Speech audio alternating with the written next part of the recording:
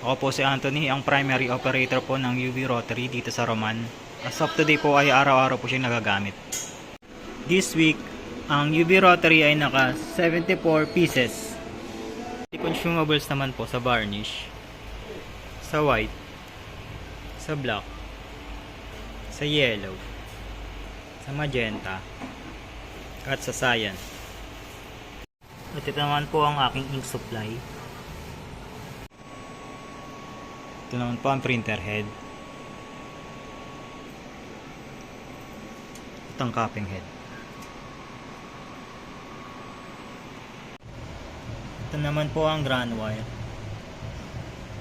At ito naman po ang AVR. Ito naman po ang head clean.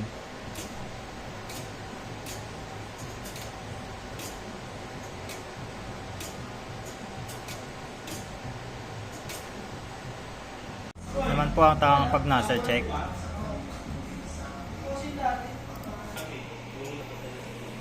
Nozzle check.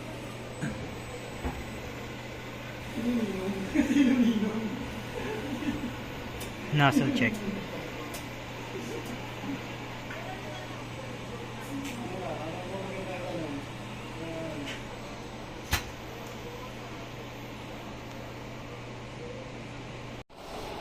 Yan po ang aking waste tank at araw-araw ko po itong nililinis.